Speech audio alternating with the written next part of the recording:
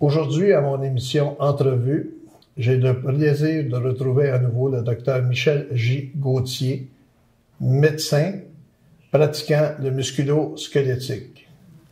Bonjour, docteur Gauthier. Bonjour. Notre sujet aujourd'hui va être le diagnostic évolutif dans un contexte de problèmes lombaires. Avant d'aller plus loin, nous avons fait une dernière émission sur le sujet qui concernait le diagnostic évolutif. J'aimerais simplement que vous faisiez un court résumé pour nous de ce que constitue un diagnostic évolutif. On avait vu la semaine passée que le diagnostic de départ pouvait être modifié par certains éléments, entre autres les tests paracliniques, le fait que le patient à la deuxième ou troisième visite devienne plus facilement examinable, ou aussi à cause de la compétence du deuxième médecin ou des médecins subséquents. Ceci pouvait nous amener à trois types de diagnostics évolutifs, soit un diagnostic de remplacement, un diagnostic de précision ou un rajout, un diagnostic de rajout. Donc, aujourd'hui, ce qu'on va faire, c'est qu'on va prendre ce canevas-là pour essayer de l'appliquer aux problèmes lombaires. OK. À ce moment-là, je vous demanderais d'établir, par exemple, dans un cas qui peut concerner l'entorse lombaire ou une contusion lombaire, de nous dire d'abord, dans un premier temps, ce que ça constitue et dans un deuxième temps, de nous définir ce que serait un diagnostic de départ. Bon, en fait, vous les avez nommés, l'entorse lombaire et la contusion lombaire, c'est en général les diagnostics de départ quand on parle de problèmes lombaires, de diagnostic lombaire. La différence, l'entorse lombaire, ça fait référence au segment mobile, donc ce qu'il y a entre deux vertèbres, qui est constitué du disque, des facettes articulaires puis des ligaments. Fait que quand on a une lésion au niveau du segment lombaire, on va parler plus d'entorse lombaire par opposition à la contusion. La contusion survient surtout par suite à un coup direct. Quelqu'un s'est cogné, quelqu'un est tombé, quelqu'un a reçu une charge ou un objet quelconque. Ça va cogner, ça va faire une contusion. Donc, ça fait pas nécessairement référence au segment mobile qui est constitué du disque, des facettes et des ligaments. Donc, ça, c'est nos diagnostics de départ quand on parle de lombalgie, l'entorse. C'est surtout l'entorse et parfois la contusion. C'est ce que l'on retrouve normalement dans le premier rapport médical. C'est ça. Maintenant, votre question, c'est comment va évoluer ou comment ce diagnostic de départ-là va être modifié. Oui. En fait, on va revenir à notre canevas. Il y a le diagnostic de remplacement, le diagnostic de précision et le rajout. Donc, commençons donc par le diagnostic de remplacement. Ce qu'on voit le plus souvent, c'est l'entorse lombaire qui se manifeste par une lombosciatalgie ou une lombalgie. Et à la deuxième ou troisième visite, le médecin reçoit le résultat de la résonance magnétique qui va dire hernie discale L4, L5 gauche. Donc là, on va changer notre diagnostic.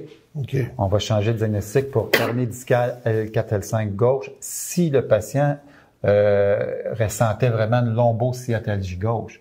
Ce qu'on voit parfois, c'est que ce qu'on retrouve à la résonance, qui est un examen très, très sensible, correspond pas aux symptômes du patient. Donc, à ce moment-là, on va pas nécessairement changer de diagnostic. Ça se peut qu'on reste avec un diagnostic de départ qui est l'entorse lombaire. L'autre scénario qu'on voit souvent, c'est la contusion lombaire. On reçoit la radiographie ou le scan ou la résonance et on découvre une fracture. Une fracture, par exemple, de l'apophyse épineuse ou une fracture d'une portion du sacrum. À ce moment-là, notre diagnostic de contusion devient fracture de l'apophyse épineuse de L4, par exemple. Donc, encore là, c'est un diagnostic de remplacement. On oublie la contusion et on a un nouveau diagnostic qui est fracture de telle vertèbre. C'est un nouveau diagnostic. Mais on ne l'ajoute pas. Non, quoique ça serait possible. Théoriquement, on va le voir dans la troisième portion. ce serait possible d'avoir une fracture et une contusion ou une fracture et l'entorse. C'est possible d'en avoir deux, mais ce qu'on voit aussi souvent, c'est que notre diagnostic de départ est tout simplement remplacé par un nouveau diagnostic suite aux indices que nous a procurés les tests paracliniques. Je vous laisse aller sur la question du diagnostic de précision aussi. Oui. Ben, encore là, notre diagnostic de départ d'entorse lombaire, suite aux résultats des tests ou suite à de nouveaux indices, peut être davantage précisé. Exemple, notre entorse lombaire, si on reçoit à la résonance magnétique un résultat de discopathie L4-L5, puis le scénario qu'on voit souvent, c'est que l'entorse, au lieu de guérir en 3-4 semaines, ben ça fait 3-4 mois, ça évolue pas vite. Ouais. Donc, le médecin va avoir le réflexe d'investiguer davantage, de faire un CT scan, de faire une résonance magnétique. Et là, la résonance va nous montrer, par exemple, une discopathie L4-L5 modérée, puis une discopathie L5-S1 sévère.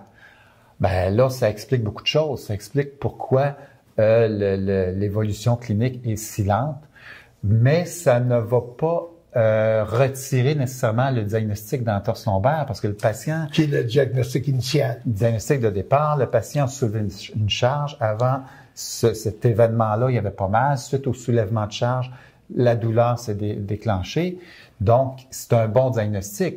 Mais là, on précise notre diagnostic en disant entorse lombaire sur discopathie L4-L5 et L5-S1. On le précise et c'est important de le faire parce que ça explique pourquoi l'évolution clinique est si lente. Donc ça, ce serait un exemple de diagnostic de précision. On parle de la discopathie, mais il y a plusieurs sortes de diagnostics de précision. C'est-à-dire? Exemple, entorse lombaire avec radiculopathie. On ne trouve pas d'hernie, mais on a un EMG qui nous montre qu'il y a une atteinte du nerf de la racine L5 gauche ou de la racine S1 à droite. Donc là, on conserve notre diagnostic d'entorse lombaire, mais on marque avec radiculopathie L5 qui a été trouvé par le EMG. Fait que ça, c'est un scénario qu'on voit très souvent. Ce qu'on peut voir aussi, c'est l'entorse lombaire sur une lésion préexistante, sur une hernie discale préexistante. Oui. Exemple, le patient, 5 ans auparavant, a fait une hernie discale, il a bien guéri, il est retourné au travail, mais là, il se reblesse, il se fait une entorse lombaire et on retrouve à l'imagerie la même hernie discale qu'il y a 5 ans. Donc, cette hernie discale-là, qui finalement n'est pas complètement résolue, peut expliquer l'évolution plus lente. Donc, on va regarder dans ce scénario-là l'entorse lombaire, mais sur hernie discale préexistante, qui était connue, mais qui peut expliquer la mauvaise évolution clinique. Ce qu'on voit très souvent qui peut ressembler à ça, c'est les gens qui ont été opérés. Ils ont eu une discodectomie, ils ont eu une laminectomie, ils ont eu une fusion lombaire. Ça rend le dos plus fragile, mais aussi ça rend votre dos... la guérison risque d'être plus lente.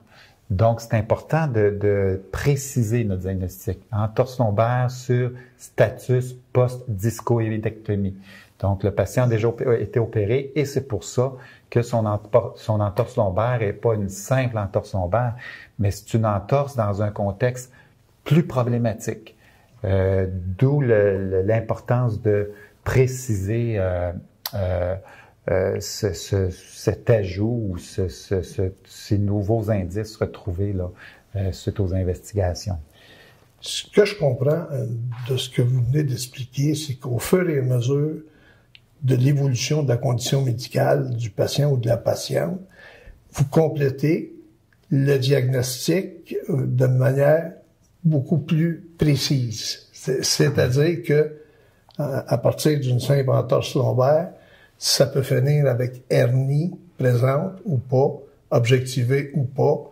Au fur et à mesure, vous avez tous les éléments pour pouvoir soigner l'individu. Oui. En fait, toute la question du diagnostic évolutif repose sur ça. C'est qu'on a un médecin de première ligne à l'urgence qui est pressé, qui n'est pas nécessairement formé pour les problèmes lombaires, il n'y a pas le choix, il faut qu'il en mette un diagnostic pour qu'il y ait une réclamation à la CNSST. Donc, il met ce qu'il peut comme diagnostic et plus tard, avec nos nouveaux indices qui proviennent des tests paracliniques ou qui proviennent d'un nouvel examen physique ou qui proviennent des compétences particulières du médecin de deuxième ligne, on va pouvoir préciser ou changer le diagnostic de départ. En fait, puis il y a notre troisième catégorie qu'il ne faut pas oublier, le diagnostic de rajout. Ça, c'est différent du changement de diagnostic, c'est différent aussi d'une simple précision. Le diagnostic de rajout, c'est que le diagnostic de départ est bon, on veut le conserver, mais on en a trouvé un autre suite à l'investigation. Par exemple, on a trouvé d'autres choses qui peuvent expliquer une partie des symptômes que le patient présente. Des exemples, l'entorse lombaire qui pourrait être conjointe à une entorse sacro-iliaque. Parce que la sacro-iliaque, ce que le patient ressent dans une entorse sacro-iliaque, c'est à peu près identique à ce qu'un patient peut ressentir dans un problème du segment lombaire. Quelqu'un qui a une entorse L5-S1 à gauche va ressentir la même douleur qu'un patient qui a une entorse de la sacro-iliaque gauche. Ça va donner une douleur lombo-faciale qui peut irradier de façon proximale au niveau du membre inférieur. Mais c'est quand on procède à des examens physiques plus poussés ou à une investigation, on va pouvoir trouver que c'est pas juste une entorse lombaire, c'est aussi une entorse sacro-iliaque. On a des manœuvres à l'examen physique qui vont pouvoir démontrer ça. On a aussi des tests paracliniques, le scan, la radiographie, qui peuvent démontrer une atteinte de la sacro-iliaque. Alors là, ça pourrait devenir un diagnostic de rajout. Entorse lombaire et entorse sacro-iliaque. On garde les deux. Vous gardez les deux, alors que de remplacement, vous ne faites qu'ajouter. On fait qu'ajouter. Si on revient à notre histoire de la hernie discale, dans le remplacement, on en a parlé parce que l'entorse lombaire peut souvent être remplacée par le diagnostic de hernie discale.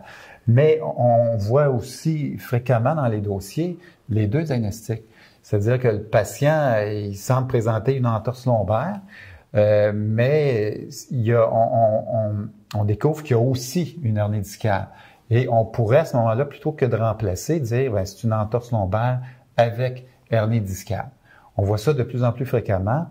Médicalement, c'est parfois difficile à expliquer parce que les signes de la hernie discale, les signes cliniques et paracliniques de la hernie discale sont souvent déjà, pas paracliniques, mais les signes cliniques sont déjà souvent inclus dans l'entorse lombaire. Mais administrativement, on voit ça souvent de garder les deux diagnostics, c'est-à-dire entorse lombaire et hernie discale. Un autre scénario qu'on voit souvent dans les diagnostics de rajout, c'est que le patient a une entorse lombaire, il évolue pas vite et on se demande pourquoi ça guérit pas. On investigue, on fait des prises de sang, on découvre qu'il y a une maladie inflammatoire de la colonne, une spondylarthrite ankylosante ou la sacroiliite. C'est des maladies inflammatoires comme l'arthrite rhumatoïde, mais qui touchent plutôt la colonne et qui peuvent expliquer la symptomatologie persistante dans un contexte d'entorse lombaire. Fait qu'à ce moment-là, ça devient un diagnostic de rajout. Ça veut dire que c'est une entorse lombaire, mais avec une condition personnelle de spondylarthrite ankylosante. Ça vient compléter à ce moment-là le diagnostic officiel. Exactement. Puis c'est très pertinent pour l'assureur ou la CNSST de le savoir parce que ça explique pourquoi ce patient-là n'a pas guéri dans les normes de 4 à 6 semaines, que ça va lui prendre peut-être 6 mois ou 12 mois avant de retrouver ses capacités d'avant l'accident. Et ça justifie aussi les soins et traitements en termes de délai. Pourquoi c'est plus long? Exactement, exactement. D'ailleurs, maintenant, il y a de plus en plus de démarches qui obligent le médecin traitant à justifier quand on prolonge au-delà d'une telle période ou d'un certain nombre de traitements. Et ça, ces diagnostics de précision et de rajout-là permettent justement de justifier pourquoi les traitements sont nécessaires sur une période plus longue que la norme. Est-ce que vous avez d'autres commentaires? Je pense que ça complète assez bien le diagnostic évolutif dans le contexte des problèmes lombaires. On a pas mal fait le tour. Il y aurait peut-être au niveau des investigations, ce serait intéressant de savoir dans les problèmes lombaires qu'est-ce que le médecin demande pour préciser son diagnostic. D'abord, la radiographie, très fréquent, ça permet de voir s'il y a des fractures, s'il y a de l'arthrose. C'est la résonance magnétique qui a transformé toute la médecine musculo-squelettique. La résonance magnétique permet de bien voir les tissus mous, le disque, les ligaments, les muscles, les tendons. Donc, la résonance magnétique nous aide beaucoup dans les problèmes lombaires. Des fois, il y a un petit problème d'accessibilité, ce qui fait qu'on peut être obligé, dans certains cas, de demander le CT scan, qui est aussi très bon. La sensibilité du CT scan lombaire, c'est pas celle de la résonance magnétique, mais c'est quand même un très bon examen pour voir les hernies discales. Est-ce que les délais sont moins longs pour le scan? Oui, tout à fait. Souvent, c'est pas loin de 6 mois pour la résonance et 1 mois et demi pour le CT scan. C'est quoi la différence en termes de précision? Écoutez, ça varie tellement, mais je peux vous dire que, en gros, pour une hernie discale, on parlerait peut-être de 92% de sensibilité pour le scan, puis environ 98-99% pour la résonance magnétique, pour la sensibilité par rapport à une hernie discale. Mais c'est des chiffres qui varient beaucoup parce que, en fait, une des raisons, c'est que les résonances magnétiques deviennent de mieux en mieux. Les appareils sont plus sophistiqués, sont plus précises, et nos radiologistes deviennent peut-être un petit peu moins bons en CT scan parce qu'ils sont habitués plus dans les problèmes lombaires de lire des résonances magnétiques. Fait que c'est pour ça que le scan devient moins prisé, puis la résonance magnétique de plus en plus populaire. Dans les autres tests, le MG est très important dans les problèmes lombaires. C'est ce qui permet de mesurer le courant électrique quand on suspecte une atteinte d'une racine nerveuse. C'est ce qui permet justement de mesurer l'atteinte de la racine nerveuse. Non, c'est surtout le moteur. C'est pour l'atteinte motrice. Mais pour le sensitif, c'est quoi qu'on utilise? C'est clinique surtout, mais le neurologue qui va procéder à l'EMG va pouvoir souvent nous donner une bonne opinion de la probabilité d'une atteinte sensitive. Mais l'appareil comme tel, parce qu'un EMG, ça mesure le courant électrique qui passe dans le nerf et qui se rend au muscle. Donc, c'est pour ça qu'on est principalement dans un contexte moteur et non pas sensitif. Mais c'est ça, le neurologue va souvent donner son opinion sur l'atteinte sensitive aussi. L'autre examen qu'on pourrait voir en lombaire, moins fréquent, c'est la scintigraphie osseuse. La scintille, en fait, ça peut nous montrer les fractures qu'on a manquées à radiographie, mais le CT scan est déjà très sensible pour les fractures, probablement même meilleur que la scintigraphie, aussi bon que la scintigraphie osseuse. Là où ça devient intéressant, c'est dans un contexte où on suspecte une néoplasie, un patient d'un certain âge, qui a perte de poids, puis tout ça, on pense peut-être à un cancer, une métastase. Là, la scintigraphie osseuse devient très pertinente à ce moment-là. Fait qu'en gros, c'est pas mal ça, les tests paracliniques qu'on retrouve dans le contexte des problèmes lombaires. Écoutez, encore une fois, c'était un plaisir de vous avoir comme invité et je vous en remercie. Et je veux simplement ajouter que lors de ma prochaine émission entrevue, le docteur Michel Gigautier sera de nouveau avec nous pour discuter du sujet concernant le diagnostic évolutif, mais cette fois-ci dans le cas des épaules. Merci.